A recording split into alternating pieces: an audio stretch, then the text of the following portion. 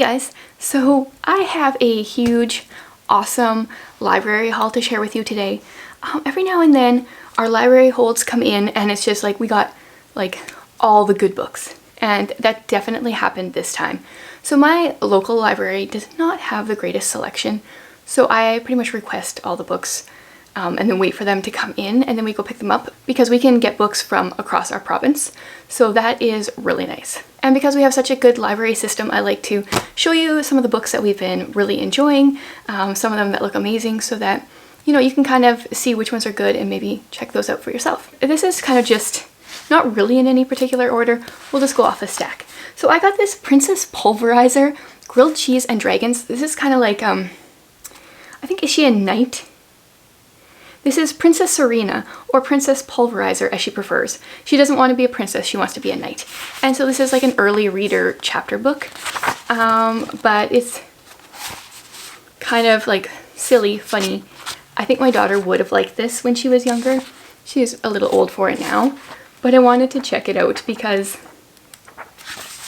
I like to make book lists that, share different good books for kids to read when they're certain ages, and I think this one would be a lot of fun. Then I have a beautiful picture book here, The World Needs Who You Were Made to Be by Joanna Gaines.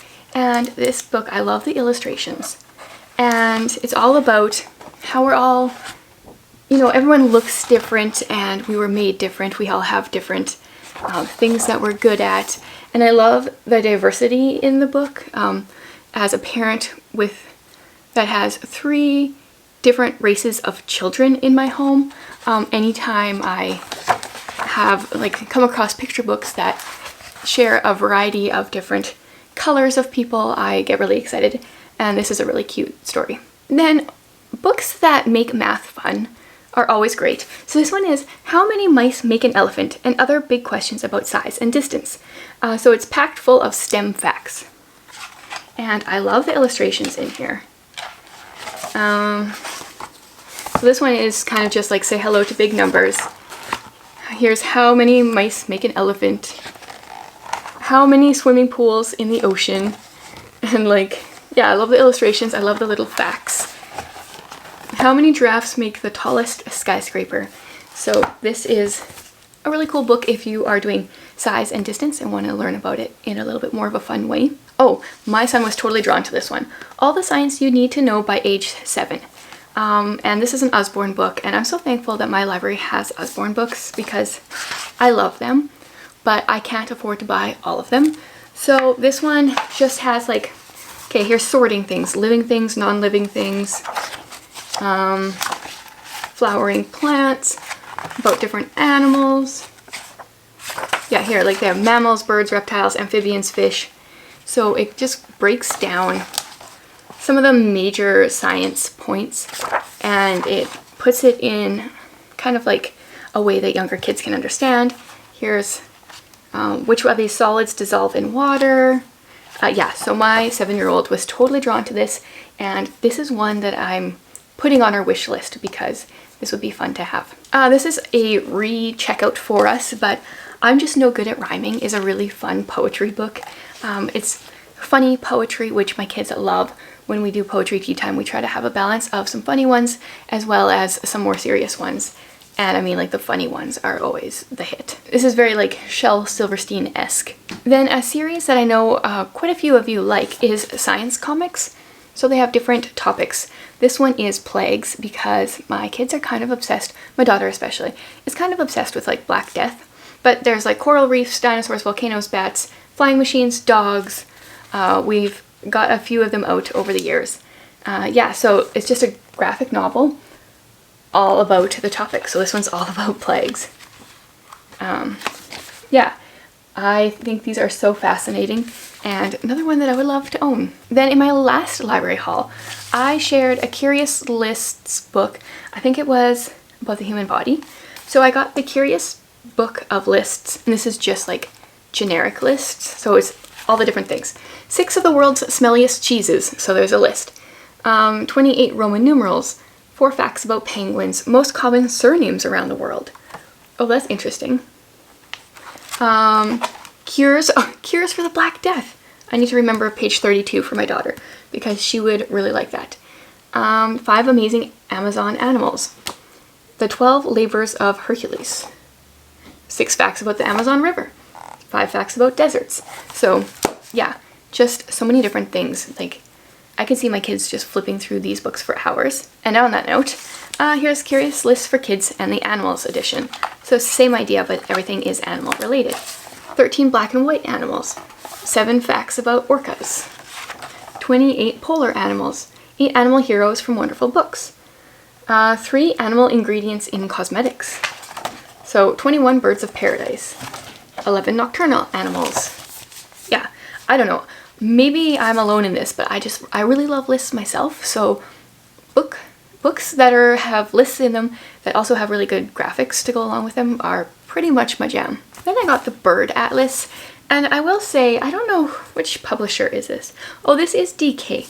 I feel like the cover of this one is better than the inside, but it is kind of cool how it's set up. So it goes based on like location. So the Galapagos Islands, these are their birds that are in rivers, lakes, and swamps. Like, the graphics are fine. I just thought the cover gave me a different indicator of what it was going to be like inside. Southeast Asia. So if you want to learn about birds, like do a bird unit study or something like that, this would be a good book to have because you can go based on location and see the different kinds of birds in different places. And then I have kind of like a series here. This is the No Nonsense Guide, except it's not no nonsense, it's KNOW. So this is the No Nonsense Guide to Money, an awesomely fun guide to the world of finance. And it just breaks down like different topics. So coins, bitcoins, plastic, checks, and it kind of like gives a little bit of a definition and has some pretty cool illustrations to go along with it. So this one is the money one. I got measurements, and I think this one would be kind of cool to have as a math, kind of not like a textbook, but like kind of like a cheat sheet, really, because it breaks it down as inch and centimeter, the astronomical unit, liquid measurement, pound, the gram, tree rings. So there's like time, volume and mass, length. Yeah, so this is one that I'm also thinking of adding to our wish list. And then the last one I have in this series is the No Nonsense Guide to Grammar. And once again, it's just like a cheat sheet. It's got like parts of speech. So we got verbs, we've got adverbs, commas, adjectives, capitalization, conjunctions, prepositions. I think this would be a good one for kids to refer back to when you're doing like grammar sheets and stuff. Yeah, that was fun. And then this is one, I think this is a new picture book release. We haven't read it yet. Marcia is Magnetic. So it's like very much a STEM picture book. I'm pretty sure this just came out this year, and my son loves all things STEM. So I'm excited to read this. On the back it says it has the scientific method. Make an observation, ask a question, formulate a hypothesis, test the hypothesis, analyze data, and make a conclusion. So not only is it a picture book, but it's actually also informing you about sciencey stuff. Because I'm so proper and say sciencey stuff. Then this book I've gotten out before for myself, but this time I thought it would be fun to do with, like, read through with my kids, and it's a beast. It's The Lost Words. So this book came about because, I gotta see if I can get the details straight here. Okay, words began to vanish from the language of children. So these are words that kids used to know, but because we're like less in touch with nature these days, the average kid doesn't know these words. So first of all, like, the illustrations are just gorgeous. Let's see if I can get this in here. So then this page has a word on it. Okay, so in the blue here it says acorn, A-C-O-R-N, and then this page is all about the acorn, and then it has some kind of poem. This one is an acrostic poem. And then a picture. And this one says something, what is it? Oh, adder. Are they all acrostic poems? Because this one is also. And And then another picture. Like, this book is just gorgeous. And yeah, it does look like they are possibly all acrostic poems.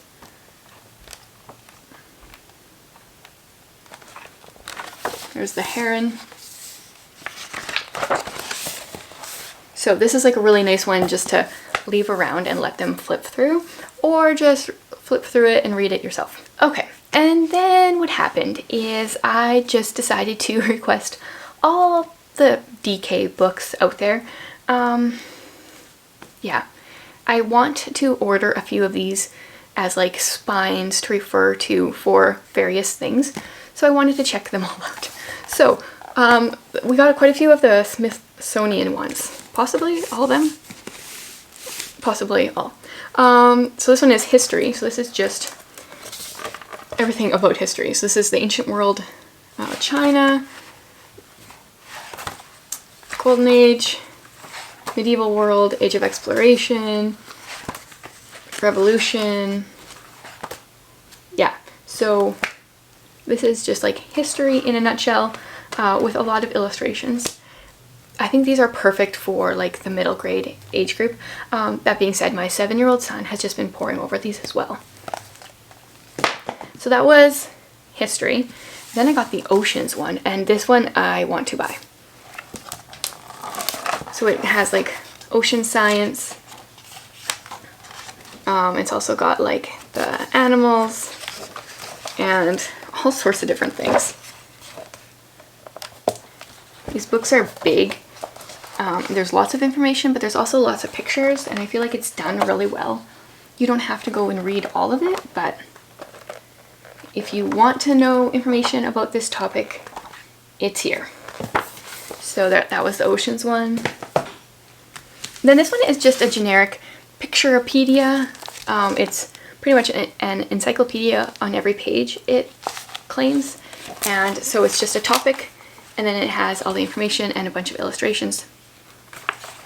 Cars, plants, crustaceans, snakes. Like, I really want to own all of these. This is a problem. I see this one goes the other way. This one is Africa. So yeah, if your kids like information and like visual learning at the same time, these ones are really good. Ooh, and then I thought this one was fun because this one has different illustrations than most. This is the explorers one, and it's because obviously we don't have a lot of photographs of explorers. This is a combination of like illustration as well as pictures. So when possible, they have pictures. There's the doo-doo bird. So they have a picture, but then when there isn't, then they've got illustrations, and then they've got more pictures. And yeah, this just like follows all the different explorers. So I thought this one was really neat. And I really like the illustrations that go along with it.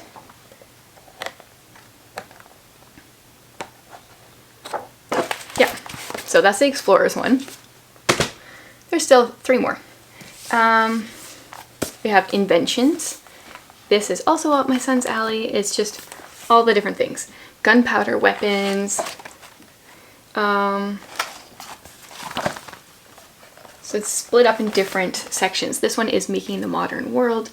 This is all about get moving, so anything to do with transportation. This is communication, at home. Oh, the Game Boy. I'm trying to explain to my kids how Game Boys work, and you know how there was no color to begin with, and those were interesting conversations, and how you always had to start your game at the beginning again.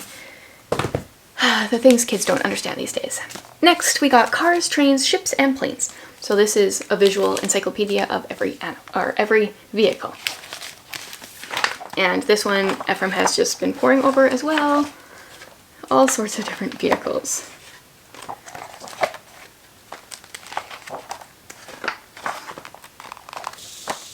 Yeah. And then the last one has been Ephraim's absolute favorite, and that is the human body. He has been just loving this one. He like carried it around with him for a while. And it's just all the different things about the body. It's DNA, skin and hair and nails, attack and defense, so different like germs, the ear,